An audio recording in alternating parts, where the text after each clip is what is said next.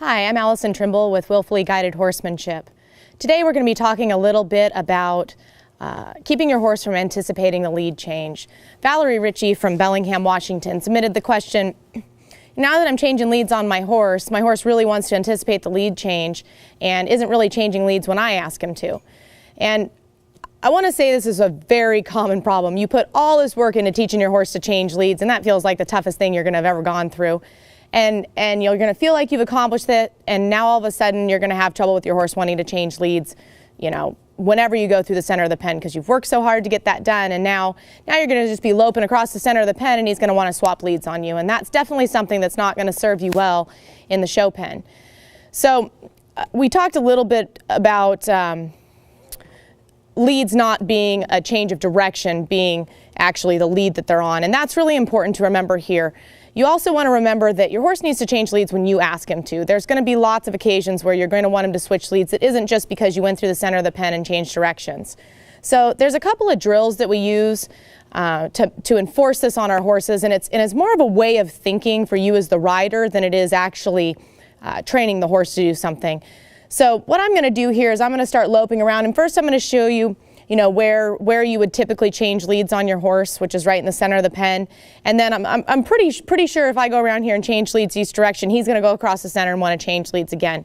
And what I'm going to do is I'm going to ask him to just continue around on the same lead he was on and change leads somewhere else in the pen. And the reason we're going to do this is I want to be able to come through the center of the pen whenever I want with my horse in a very cadent gait. I don't want him to be, getting lifty like he's going to change leads, and I certainly don't want him to swap leads on his own. So there's a couple of things I'm going to do. One is I'm going to continue around in one circle, and then I'm going to lay a leg on and pick up my hand like I'm going to change leads on him, and then I'm going to release it without putting on the second part of the lead change cue, and I'm just going to let him keep going around. And if he changes leads on his own, I'm going to correct it really quickly and keep going that direction.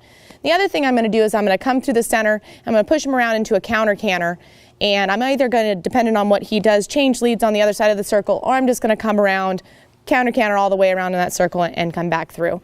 And I just want you to always be thinking about this as being a very cadent, easy, flowing feel to your horse and to your circles. I'm going to start out here and just go and change leads each direction.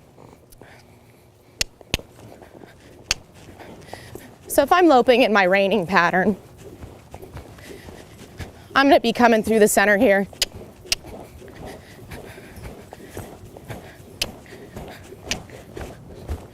And I'm going to change leads in the center there.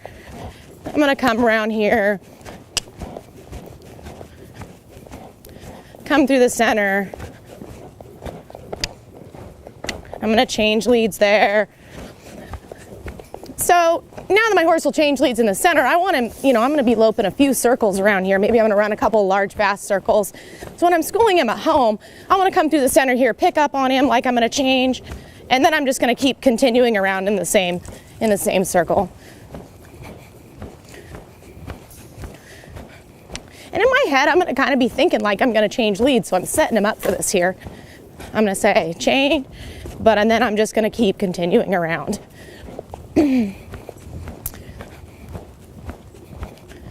So the next thing I'm going to do is I'm going to come through the center here. I'm going to pick up on him, and I'm going to ask him to go the other direction. I'm going to lay my leg on him here and ask him to keep going around in a counter canter.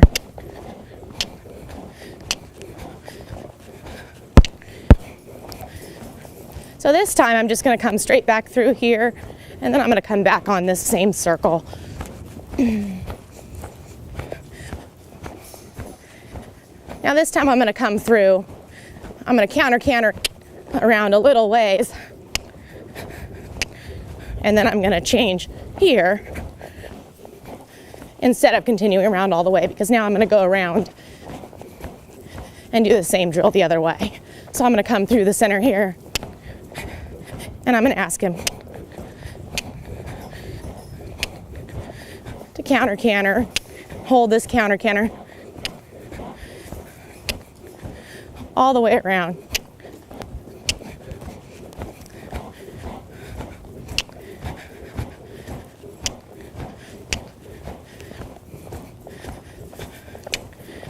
This time, I'm going to ask him to counter canter and change. There. entire time, what I'm trying to remember is I'm just asking my horse to change anywhere that I want him to. I'm going to put him and set him up in positions that he might want to go swap leads on his own, and I'm going to correct him if he does that, and I'm going to let him go around if he does exactly what I ask him to. What I'm trying to create is a horse that's mind is with me, not ahead of me. And in a lead change, this is a place where that's especially true. So I want to thank Val for sending in this question. This is something that a lot of people have troubles with, and we see it all the time at the horse shows. If you want a little bit more information on this, you can always go or submit your question at www.willfullyguided.com. And remember, enjoy your horses.